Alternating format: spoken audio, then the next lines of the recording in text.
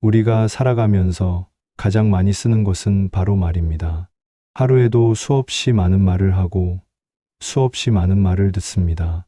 그러나 그 수많은 말들 중에 진짜 사람의 마음을 얻는 말은 몇 마디 되지 않습니다. 말은 입에서 나와 사라지지만 그 울림은 마음에 오래 남습니다. 옛 성인들은 언어의 힘을 누구보다도 깊이 이해했던 사람들입니다. 어진이는 남을 사랑한다는 말이 있습니다. 이것은 단순히 사랑하라는 도덕적 권유가 아닙니다. 진정으로 남을 사랑하는 사람만이 다른 사람의 마음을 얻을 수 있다는 뜻입니다. 그리고 그 사랑은 화려한 말에서 비롯되는 것이 아니라 진심이 담긴 짧은 한마디에서 시작됩니다. 생각해 보십시오. 누군가 당신에게 고맙습니다 라고 했을 때 그 말이 진심으로 느껴진다면 마음이 따뜻해집니다. 누군가 미안합니다 라고 했을 때 그 사과가 가식이 아니라 진심으로 다가온다면 오히려 더 큰 신뢰가 생깁니다. 짧은 말 한마디가 마음의 문을 열고 인간관계의 깊이를 바꾸는 힘을 가지고 있는 것입니다. 어떤 이는 길게 설명하고 화려하게 말하지만 듣는 사람은 마음이 움직이지 않습니다. 반면 어떤 이는 짧게 말하지만 그 안에 담긴 진심이 사람의 마음을 흔듭니다. 중요한 것은 말의 길이가 아니라 말의 무게입니다. 우리가 흔히 하는 말들 가운데는 습관처럼 나오는 공허한 말이 많습니다. 형식적인 안부 인사, 의례적인 칭찬, 아무 의미 없는 잡담들.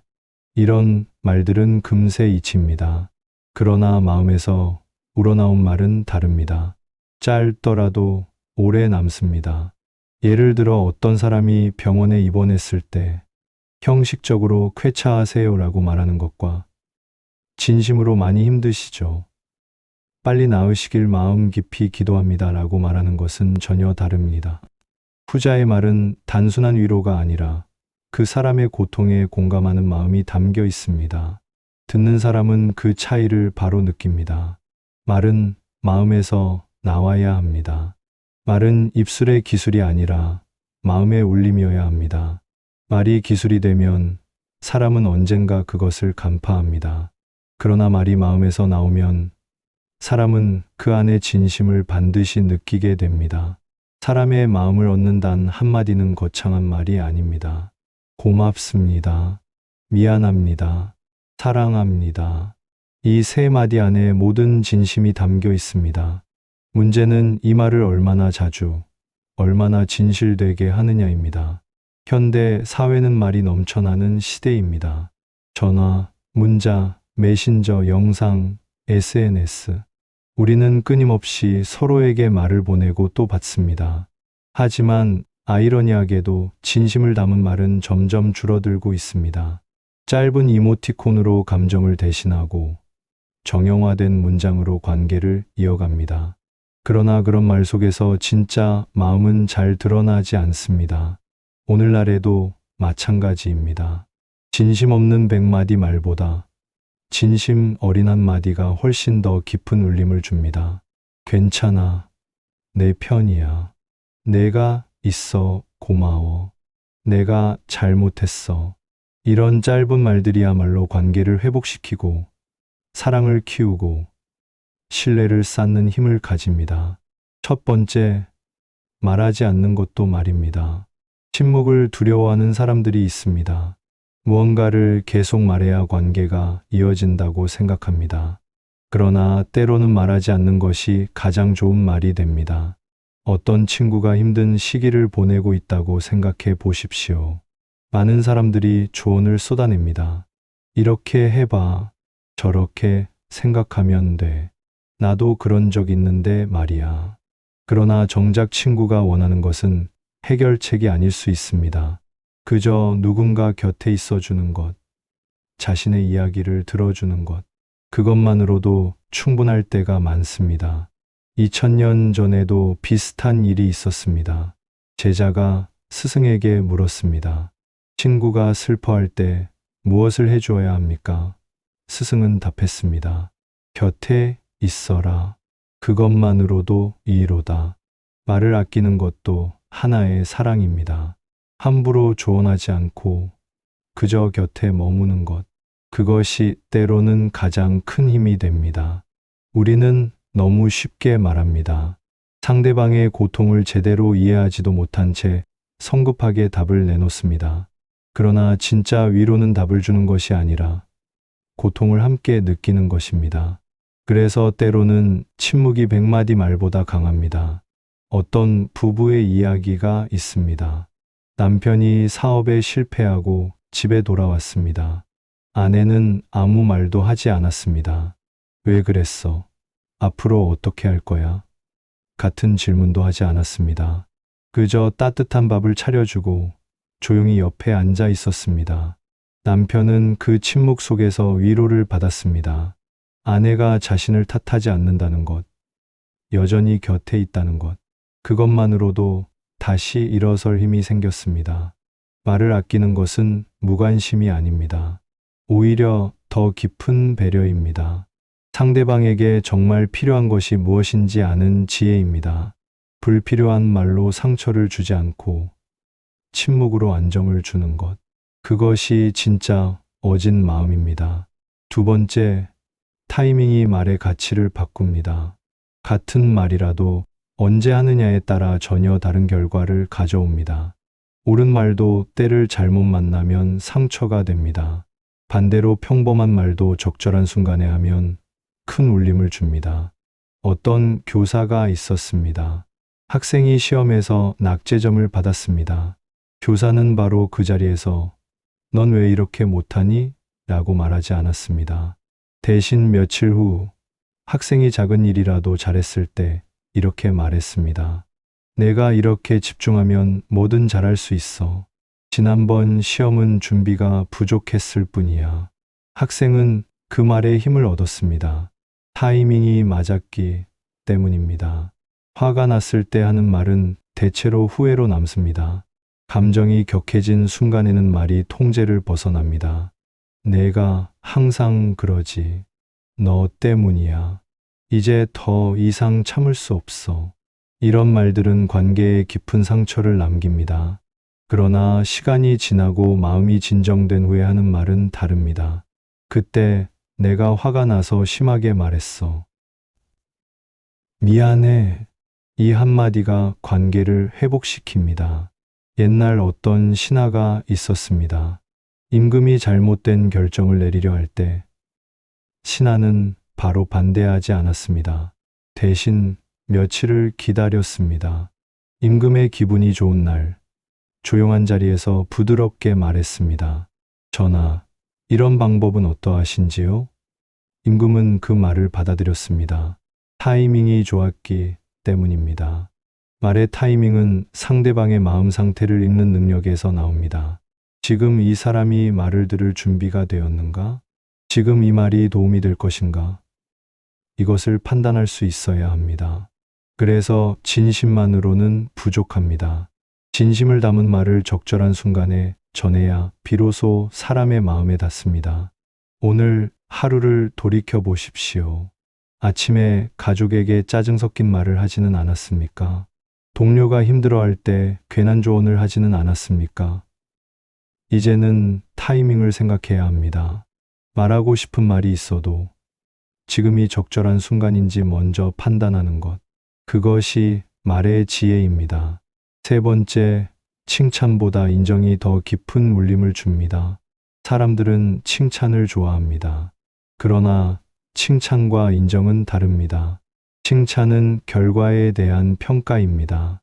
인정은 존재 자체에 대한 존중입니다. "시험 잘 봤네. 대단해"는 칭찬입니다. "내가 정말 열심히 했다는 거 알아" 는 인정입니다. 전자는 결과를 보지만 후자는 과정을 봅니다. 사람들은 결과에 대한 칭찬보다 과정에 대한 인정에서 더 큰 위로를 받습니다. 어떤 직장인이 프로젝트를 성공시켰습니다. 상사는 "잘했어. 다음에도 이렇게 해라고 말했습니다. 그러나 직장인은 속으로 허전함을 느꼈습니다. 밤을 새워가며 고생한 과정은 아무도 몰라주는 것 같았기 때문입니다. 만약 상사가 "내가 밤낮으로 얼마나 애썼는지 봤어. 정말 고생 많았어 라고 말했다면 어땠을까요? 직장인은 훨씬 더 큰 보람을 느꼈을 것입니다. 인정은 상대방의 노력과 의도를 알아보는 것입니다. 내가 이렇게까지 신경 써줬구나. 내 마음을 알아. 내가 그렇게 생각한 이유를 이해해. 이런 말들은 상대방의 존재 자체를 존중하는 메시지입니다. 그래서 칭찬보다 훨씬 더 깊은 감동을 줍니다. 어떤 어머니가 아이를 키웠습니다. 아이가 학교에서 상을 받아왔습니다. 어머니는 우리 아들 정말 대단하네 라고 칭찬했습니다. 그러나 아이는 별로 기뻐하지 않았습니다. 다음날 아이가 친구와 싸우고 울면서 집에 돌아왔습니다. 어머니는 아무 말 없이 아이를 안아주었습니다. 내가 속상했구나. 엄마가 알아. 아이는 그제서야 울음을 터뜨렸습니다. 아이가 원했던 것은 칭찬이 아니라 인정이었습니다. 우리는 너무 쉽게 칭찬합니다. 잘했어. 훌륭해. 멋져. 그러나 정작 상대방이 원하는 것은 그런 평가가 아닐 수 있습니다. 내가 힘들었을 텐데도 끝까지 해냈구나. 내 마음을 내가 알아. 이런 인정의 말이 훨씬 더 큰 힘을 줍니다. 오늘 집에 돌아가면 가족에게 칭찬보다 인정을 해보십시오. 오늘 하루도 고생했어. 내가 어떤 마음이었을지 알 것 같아. 이런 짧은 말 한마디가 관계를 더 깊게 만듭니다. 네 번째, 사과는 변명 없이 해야 합니다. 사람들은 사과할 때 변명을 덧붙입니다. 미안해. 근데 나도 어쩔 수 없었어. 미안한데 내가 먼저 그랬잖아. 이런 사과는 사과가 아닙니다. 오히려 상대방을 더 화나게 만듭니다. 진짜 사과는 짧고 명확합니다. 미안해. 내가 잘못했어. 이것으로 끝입니다. 변명도 핑계도 조건도 붙이지 않습니다. 그래야 상대방이 진심을 느낍니다. 어떤 친구들이 약속을 했습니다. 한 친구가 1시간 늦게 나타났습니다. 기다리던 친구는 화가 났습니다. 늦은 친구가 말했습니다. 미안해. 근데 길이 너무 막혀서 어쩔 수 없었어. 내가 일부러 늦은 건 아니잖아. 기다린 친구는 더 화가 났습니다. 사과가 아니라 변명처럼 들렸기 때문입니다. 만약 늦은 친구가 정말 미안해. 내가 시간 관리를 잘못했어 라고 말했다면 어땠을까요? 기다린 친구는 훨씬 빨리 화가 풀렸을 것입니다. 사과에 변명을 붙이는 것은 자신의 잘못을 인정하지 않겠다는 신호입니다. 상대방은 그것을 바로 느낍니다. 그래서 사과를 받아들이지 않습니다. 진짜 사과는 자신의 잘못을 온전히 인정하는 것입니다. 그래야 상대방도 마음을 엽니다. 옛날 어떤 제자가 스승에게 실수를 했습니다. 제자는 긴 변명을 늘어놓았습니다. 스승은 말없이 듣고 있다가 한마디 했습니다. 내 말이 길수록 내 마음은 멀어진다. 제자는 그제서야 깨달았습니다. 사과는 짧고 진실해야 한다는 것을. 사과할 때는 상대방의 감정을 먼저 생각해야 합니다. 내가 이렇게 말하면 상대방이 어떻게 느낄까? 변명을 늘어놓으면 상대방은 무시당했다고 느낍니다. 반대로 짧고 분명하게 사과하면 상대방은 존중받는다고 느낍니다. 오늘 누군가에게 사과할 일이 있다면 짧게 하십시오. 미안해. 내 잘못이야. 그것만으로도 충분합니다. 변명은 관계를 더 멀어지게 하지만 진심 어린 사과는 관계를 회복시킵니다. 5번째, 감사는 구체적일수록 좋습니다. 고마워는 좋은 말입니다. 그러나 더 좋은 말이 있습니다. 내가 어제 도와줘서 정말 고마워. 덕분에 일을 무사히 끝낼 수 있었어. 구체적인 감사는 상대방에게 훨씬 더 큰 기쁨을 줍니다. 막연한 감사는 금세 잊힙니다. 그러나 구체적인 감사는 오래 남습니다. 상대방은 자신이 한 일이 정말로 도움이 되었다는 것을 느낍니다. 그래서 다음에도 기꺼이 도와주고 싶어집니다. 어떤 동료가 당신의 업무를 도와주었습니다. 고마워라고 말하는 것과 내가 그 자료 정리해줘서 정말 고마워. 덕분에 발표 준비가 훨씬 수월했어 라고 말하는 것은 전혀 다릅니다. 후자의 말은 상대방에게 자신의 행동이 어떤 의미였는지 알려줍니다. 동료는 보람을 느낍니다. 감사를 표현할 때는 세 가지를 담아야 합니다. 첫째, 무엇을 도와주었는지. 둘째, 그것이 어떤 도움이 되었는지. 셋째, 그로 인해 어떤 기분이 들었는지.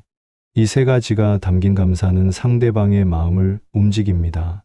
어떤 가족이 함께 저녁을 먹었습니다.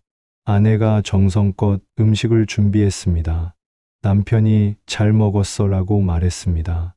아내는 아무런 감흥을 느끼지 못했습니다.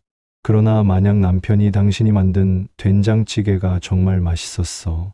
하루 종일 힘들었는데 이 음식 먹으니까 기운이 나네. 고마워라고 말했다면 어땠을까요? 아내는 보람을 느끼고 내일도 기꺼이 요리를 했을 것입니다. 구체적인 감사는 상대방에게 내가 너를 제대로 보고 있다는 메시지를 전합니다. 형식적인 인사가 아니라 진심으로 고마워한다는 것을 알려줍니다. 그래서 관계가 더 깊어집니다. 오늘 누군가에게 감사를 표현할 일이 있다면 구체적으로 말해 보십시오. 고마워만 하지 말고 내가 이렇게 해줘서 정말 고마워.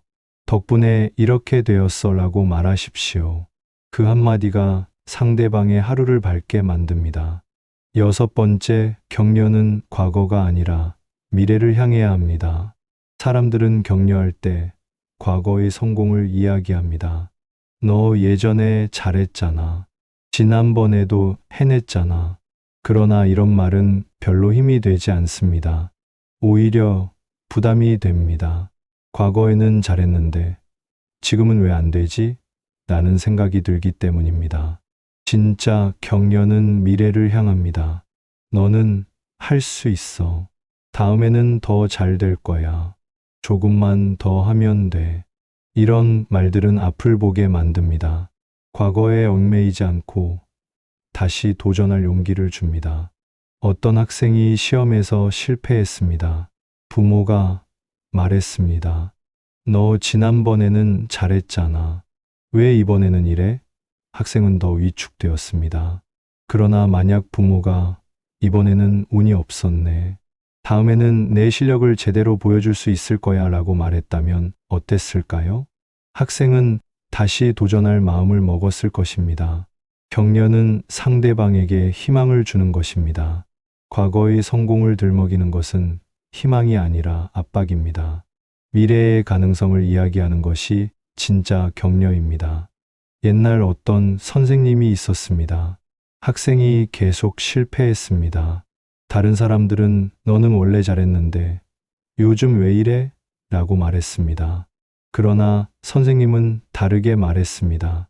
지금은 힘들지만 내가 이 과정을 겪고 나면 훨씬 더 강해질 거야. 학생은 그 말에 힘을 얻었습니다. 실패가 끝이 아니라 성장의 과정이라는 것을 깨달았기 때문입니다. 격려할 때는 상대방의 가능성에 집중해야 합니다. 과거의 성취보다 앞으로의 잠재력을 믿어주는 것. 그것이 진짜 격려입니다. 너는 할 수 있어. 나는 내가 해낼 거라고 믿어. 이 한마디가 사람에게 날개를 달아줍니다.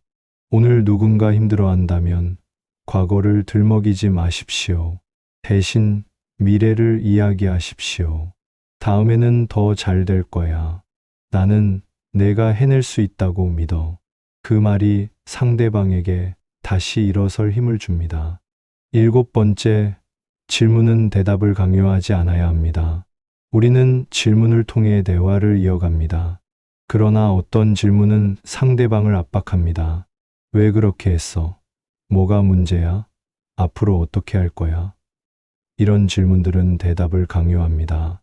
상대방은 부담을 느끼고 마음의 문을 닫습니다. 좋은 질문은 상대방에게 선택권을 줍니다. 힘든 일 있었어. 이야기하고 싶어? 내가 뭘 도와줄 수 있을까? 이런 질문들은 강요하지 않습니다. 상대방이 원하면 이야기하고, 원하지 않으면 말하지 않아도 됩니다. 어떤 부모가 아이에게 물었습니다. 오늘 학교에서 뭐 했어? 아이는 그냥 일하고 대답했습니다. 부모는 답답했습니다. 그러나 아이는 질문이 부담스러웠던 것입니다. 만약 부모가 오늘 재미있는 일 있었어? 라고 물었다면 어땠을까요? 아이는 훨씬 더 편하게 이야기했을 것입니다. 질문은 상대방을 이해하려는 도구입니다. 그러나 잘못된 질문은 오히려 상대방을 밀어냅니다. 대답을 강요하는 질문은 신문처럼 느껴집니다. 반대로 선택권을 주는 질문은 배려처럼 느껴집니다. 어떤 친구가 힘들어 보였습니다. 무슨 일 있어? 말해봐 라고 다그치는 것보다 힘들어 보이는데 이야기하고 싶으면 언제든 들을게 라고 말하는 것이 낫습니다. 전자는 압박이고 후자는 배려입니다. 친구는 후자의 말에 마음을 열 가능성이 훨씬 높습니다. 옛날 어떤 스승이 있었습니다. 제자가 고민에 빠져 있었습니다. 스승은 무엇이 문제냐? 라고 묻지 않았습니다. 대신 내가 곁에 있겠다 라고 말했습니다. 제자는 시간이 지난 후 스스로 마음을 열고 이야기했습니다. 스승은 강요하지 않았기에 제자의 진심을 들을 수 있었습니다. 질문할 때는 상대방의 마음을 먼저 생각해야 합니다. 지금 이 사람이 대답할 준비가 되었는가? 이 질문이 부담이 되지는 않을까? 이것을 고려한 질문이 좋은 질문입니다. 상대방에게 선택권을 주고 편안하게 대답할 수 있도록 여유를 주는 것. 그것이 배려하는 질문입니다. 오늘 누군가와 대화할 때 질문을 신중하게 하십시오. 대답을 강요하지 말고 상대방이 편안하게 이야기할 수 있도록 여유를 주십시오. 이야기하고 싶으면 언제든 말해줘. 이 한마디가 상대방에게 안전함을 줍니다. 8번째, 듣는 것도 말하는 것만큼 중요합니다. 말을 잘하는 사람보다 듣기를 잘하는 사람이 더 많은 사랑을 받습니다. 사람들은 자신의 이야기를 들어주는 사람을 기억합니다. 화려한 말을 하는 사람은 금세 잊히지만 진심으로 들어주는 사람은 오래 기억됩니다. 그러나 대부분의 사람들은 듣는 척만 합니다. 상대방이 말하는 동안 다음에 무슨 말을 할지 생각합니다. 혹은 자기 경험을 떠올립니다. 나도 그런 적 있는데. 이것은 듣기가 아닙니다. 기다림일 뿐입니다. 진짜 듣기는 상대방의 말에 온전히 집중하는 것입니다. 말의 내용뿐만 아니라 감정까지 읽어내는 것입니다. 지금 이 사람이 어떤 기분일까? 무엇을 원하고 있을까? 이것을 생각하며 듣는 것이 진짜 듣기입니다. 어떤 부부가 있었습니다. 아내가 하루 종일 있었던 일을 이야기했습니다. 남편은 고개를 끄덕이며 듣는 척했지만 사실은 텔레비전에 정신이 팔려 있었습니다. 아내는 중간에 말을 멈췄습니다. 당신 내 말 듣고 있어? 남편은 당황했습니다. 응, 듣고 있어. 그러나 아내는 섭섭했습니다. 남편이 진짜로 들어주지 않는다는 것을 알았기 때문입니다. 진심으로 듣는다는 것은 상대방에게 시간을 주는 것입니다. 다른 생각을 멈추고 온전히 그 사람에게 집중하는 것입니다. 눈을 맞추고 고개를 끄덕이고 때로는 짧게 반응하며 듣는 것입니다. 그랬구나. 힘들었겠다. 그래서 이런 짧은 반응들이 상대방에게 내가 내 이야기를 듣고 있어 라는 신호를 보냅니다. 옛날 어떤 현자가 있었습니다. 많은 사람들이 그를 찾아와 이야기했습니다. 현자는 말이 적었지만 모두가 그를 좋아했습니다. 이유는 단순했습니다. 그가 진심으로 들어주었기 때문입니다. 사람들은 자신의 이야기를 들어주는 사람을 사랑합니다. 듣기는 말하기보다 어렵습니다. 침묵을 견디고 충고하고 싶은 마음을 참고 상대방의 속도에 맞춰야 하기 때문입니다. 그러나 진심으로 들어주는 한 번의 대화가 100번의 조언보다 더 큰 위로를 줍니다. 오늘 누군가 당신에게 이야기한다면 진심으로 들어보십시오. 다른 생각을 멈추고 그 사람에게 온전히 집중하십시오. 그것만으로도 당신은 그 사람에게 큰 선물을 주는 것입니다. 9번째, 말은 적을수록 무게가 생깁니다. 말이 많은 사람은 신뢰를 잃습니다. 말이 많아지면 불필요한 말이 섞이고 진심이 희석됩니다. 반대로 말이 적은 사람은 신뢰를 얻습니다. 한마디 한마디에 무게가 실리기 때문입니다. 어떤 회사의 대표가 있었습니다. 평소에는 말이 적었습니다. 직원들과 회의할 때도 주로 듣기만 했습니다. 그러나 중요한 순간에 한마디 했습니다. 이 방향으로 가겠습니다. 직원들은 그 말을 믿었습니다. 대표가 평소에 말을 아꼈기 때문에 그 한마디가 무게를 가진 것입니다. 반대로 어떤 사람은 끊임없이 말했습니다. 회의 때마다 긴 설명을 늘어놓았습니다. 그러나 사람들은 그의 말을 신뢰하지 않았습니다. 말이 너무 많아서 무엇이 중요한지 알 수 없었기 때문입니다.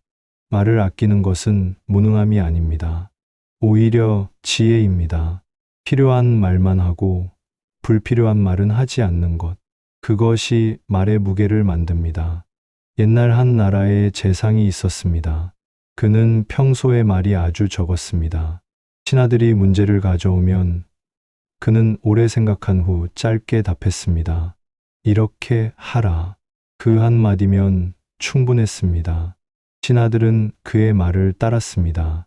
말이 적었기에 무게가 있었던 것입니다. 말이 많아지면 실수도 많아집니다. 불필요한 말이 상대방에게 상처를 주기도 합니다. 말이 적으면 실수도 줄어듭니다. 그리고 한마디 한마디가 더 신중해집니다. 오늘 하루를 돌이켜 보십시오. 불필요한 말을 너무 많이 하지는 않았습니까? 이제는 말을 아껴 보십시오. 정말 필요한 말만 하고 나머지는 침묵으로 남겨두십시오. 그러면 당신의 말이 더 큰 무게를 가지게 될 것입니다. 10번째, 진심은 말이 아니라 행동에서 증명됩니다. 아무리 좋은 말을 해도 행동이 따르지 않으면 신뢰를 잃습니다. 사람들은 말보다 행동을 봅니다. 사랑해라고 100번 말하는 것보다 한 번 행동으로 보여주는 것이 더 큽니다.